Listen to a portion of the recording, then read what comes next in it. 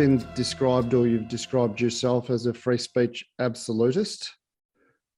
The only other absolutist I spoke to, I think, was the late intelligence researcher James Flynn. And I've always been interested in what the limits of free speech are, beyond just incitation to violence. So I wonder what you consider to be the limits of free speech. Right. So I think the best way to answer this question is via a concrete and tangible example. So if I were to think of the absolute most offensive thing that someone could utter, especially to someone who is Jewish, such as myself, someone who is Lebanese Jewish, someone who has escaped severe persecution in Lebanon, the worst thing that you could say is the Holocaust never happened. Now, obviously, I wasn't personally affected by the Holocaust, but given that it was Jewish people who were affected, so I could argue that that is the height of triggering me, of offending me, of insulting me.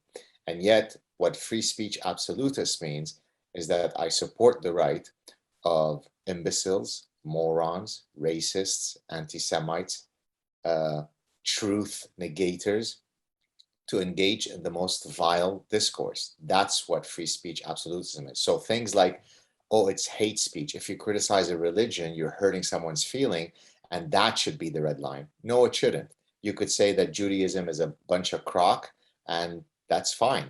What you can't say is there is a synagogue at the corner of Wellington and Queen Victoria Boulevard. Let's go there and wait for the Jews to come out and beat them up or kill them. That's incitement to violence. But you could criticize anything, you could mock anything, you could ridicule anything, you could do whatever you want in a free society. Short again of things like defamation, libel. I can't go on social media and say, I know that Mark is a child killer, and this is not an opinion. I have proof that he is, and then you could come after. So short of the usual, caveats, everything is fair game. Well, I wondered, in terms of the issue seems to be that there's a blurry line in relation to that incitation to violence. And I think about, so James had said to me he would allow the KKK to come onto university campus and to speak if they wanted to. He didn't think anyone would be interested, and that rational people shouldn't be interested, but he would allow that. But I think about like Karl Popper's criterion of a tolerant society needing to be intolerant of intolerance. And so there are symbols of things, there are conversations and symbols of things that are sort of not worth having, like the KKK or Holocaust deniers. And I wonder what you thought of that. Let the free market of ideas decide that, right? Those Holocaust deniers, when I was a doctoral student, there was one group, I can't, the name of the gentleman escapes me. He argued under the guise of, hey, let's just have a debate, to come on campuses to discuss whether the Holocaust happened or not. And the reality is that, most people were not interested in what he had to say.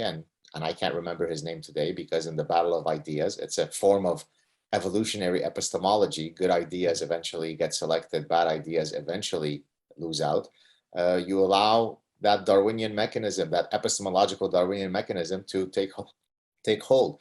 Because I hate to kind of invoke sort of the usual cliches, but then we have a slippery slope. Who decides what constitutes, out of bound dialogue, right? So for example, when I was going with Jordan Peterson to speak at Ryerson University in 2017 in an event ostensibly titled the stifling of free speech on university campus, guess what happened to that event? It was ironically stifled and shut down.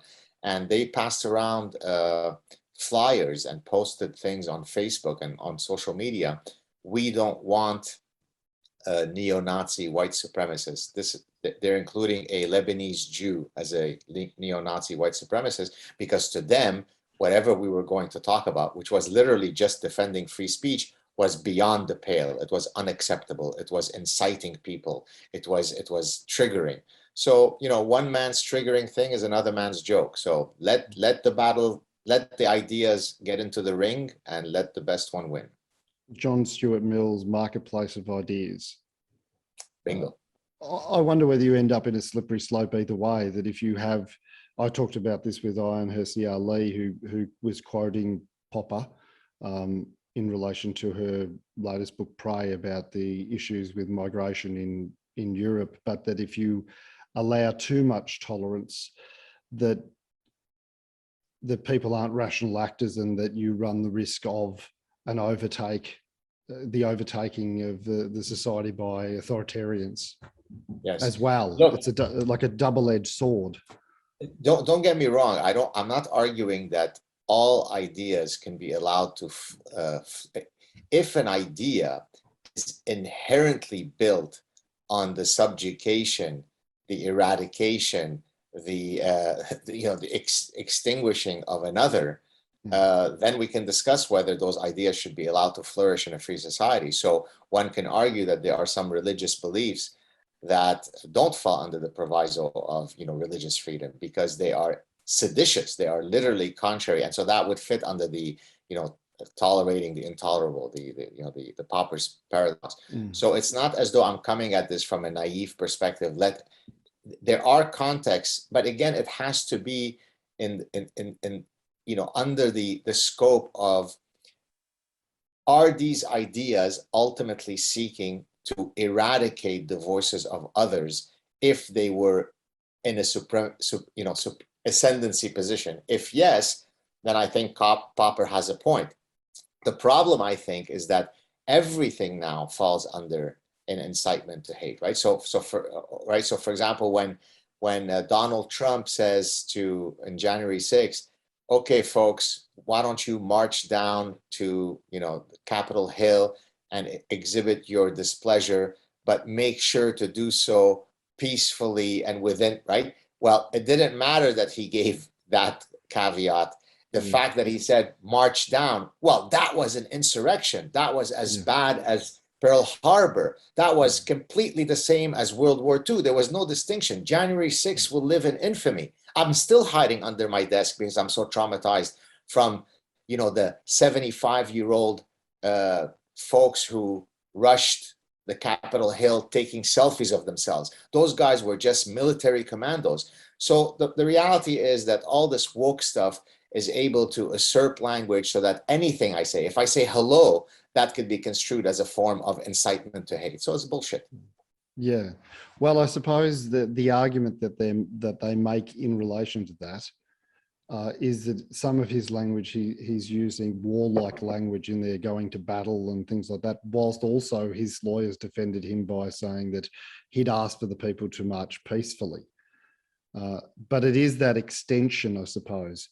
The issue that you've faced is an extension of the idea of incitement to violence to epistemic violence. Right. By epistemic violence, because I want to make sure I understand what you mean, because I use the term in describing postmodernism, I call it intellectual terrorism.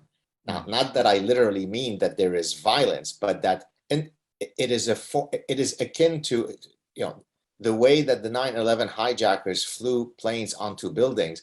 I argue that postmodernism flies planes of bullshit into our edifices of reason. So it's a metaphor. So maybe you could explain to me what you mean by epistemic violence.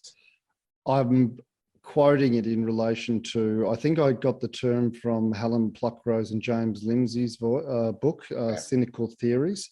So it's the idea that your language is violence. Oh, yes. So that they extend, it's an extrapolation of violence to, Peter Boghossian calls it a category error. I would say it's a mistaken extrapolation into an area where it's not, if that makes sense.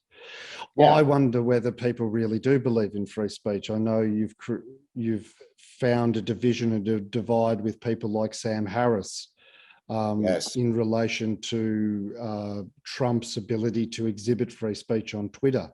And so I wonder whether even people who present themselves as perfectly rational actors truly believe in free speech?